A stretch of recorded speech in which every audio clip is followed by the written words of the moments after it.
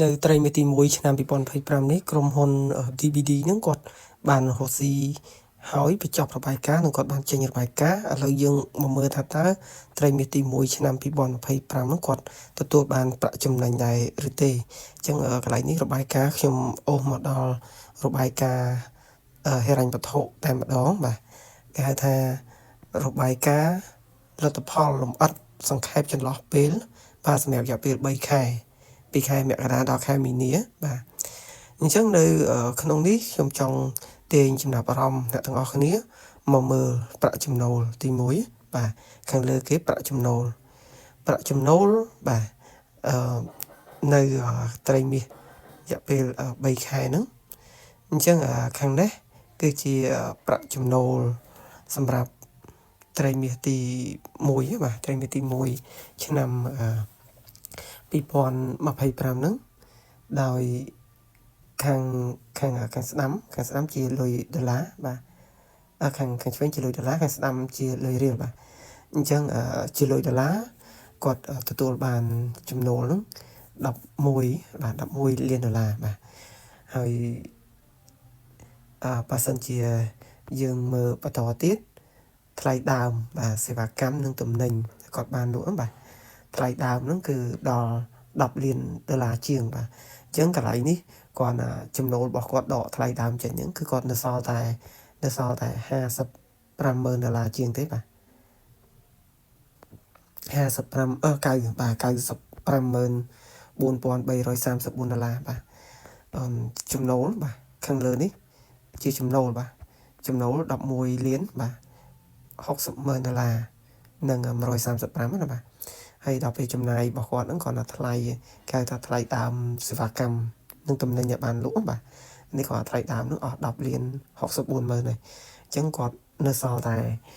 95,534ដុល្លារទេបន្ទាប់មកទៀតយើងមើលចំណូលផ្សេងបាទចំណូលផ្សេងគាត់បាន719ដុល្លារទៀតនេះ719ចំណូលផ្សេងបាទនឹងបន្ទាប់មកទៀតយើងមើលចំណាយប្រតិបត្តិការរបស់គាត់បាទចំណាយប្រតិបត្តិការរបស់គាត់ចំណាយអស់719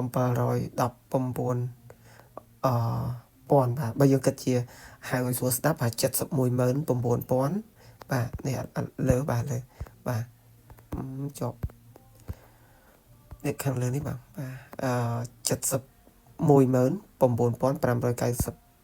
បាទ564បាទអញ្ចឹងអានឹងចំណាយប្រតិបត្តិការ operation របស់គាត់ហ្នឹងបាទគឺអស់710,000ជាងបាទបន្ទាប់មកទៀតអធិស្ឋានបងប្អូនដោយសារថាមើលលើទូរស័ព្ទចឹងវាលោតតិចបាទ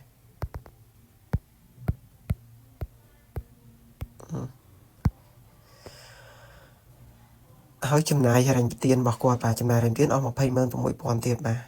អញ្ចឹងសរុបមកធំនេះបាទគឺចំណូលរបស់គាត់ហ្នឹងបានដកជាមួយចំណាយបាទគឺនៅសល់តែ29,961ដុល្លារទេបាទនេះមុនបង់ពន្ធបាទចំណេញមុនបង់ពន្ធបាទបន្ទាប់មកគាត់កាត់ពន្ធលើប្រាក់ចំណូលទៀតបាទអញ្ចឹងគាត់បង់ពន្ធប្រាក់ចំណូលអស់123,000បាទនេះបាទសូមឲ្យមើលបាទអានេះពន្ធលើប្រាក់ចំណូល123,000នេះអញ្ចឹងគាត់បង់ពន្ធហើយគាត់ត្រូវខាតបាទត្រូវខាតអស់93,000ដុល្លារបាទហើយសួរថាគាត់រកស៊ីហ្នឹងចំណេញតិចមិនក៏បង់ពន្ធច្រើនដែរពន្ធនេះគឺពន្ធលើប្រាក់ចំណូលបាទពន្ធលើលុយរកបាន11លានបាទអញ្ចឹងហើយបាន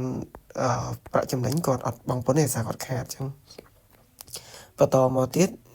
យើងមើលលទ្ធផលលម្អិតបាទអញ្ចឹងលទ្ធផលលម្អិតសរុបមក